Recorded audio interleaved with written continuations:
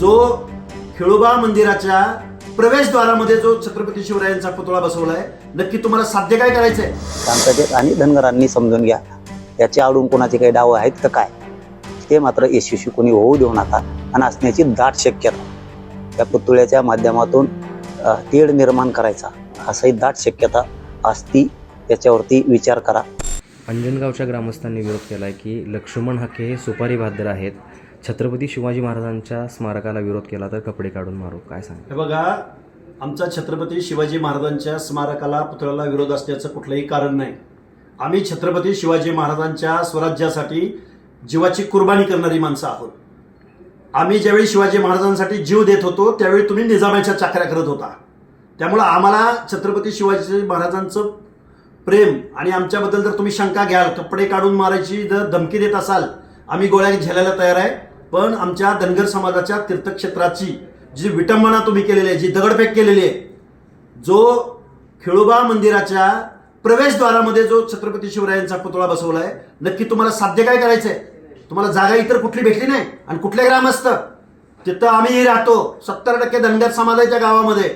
त्यामुळे आम्हाला जास्त कायद्याची आणि धमकी वगैरे द्यायच्या भानगडीत कुणी पडू नये. मी त्याची संध्याकाळी माहिती घेतो व्यवस्थित.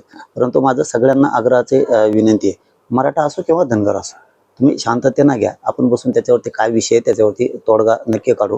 कारण आपण मराठा समाजाने, धनगर समाजाने आपल्याला कोणी तोडण्याचा प्रयत्न करतंय का, असं काही डाव असू शकतो का या माध्यमातून, याच्यावर सुद्धा बारकाईनं लक्ष ठेवलं पाहिजे.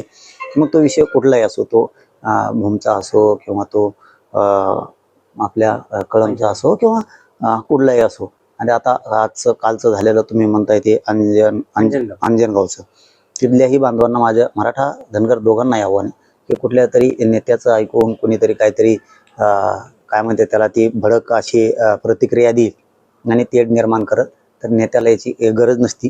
ते हमेशाच इकडं तिकडं पळत असते, बोंबलतच, त्याला ती सवयच असते नासक्यापणाची. इकडं जाय, तिकडं उलशी खाय, इकडं उलशी खाय, त्याला ती सवय असते. धनगर बांधवांनी, मराठा बांधवांनी समजून घ्या आणि शांतता ठेवा दोघांनीही.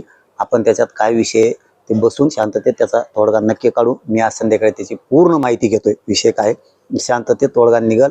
धनगर बांधवांनी विश्वास ठेवा आणि मराठ्यांनी विश्वास ठेवा.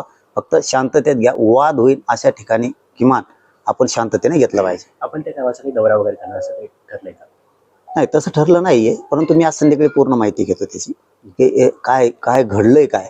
मी सकाळी माहिती घेणार होतो, परंतु अचानक ही फोन आल्यामुळं मग इकडं अंत्यसंस्काराला यायला लागलं.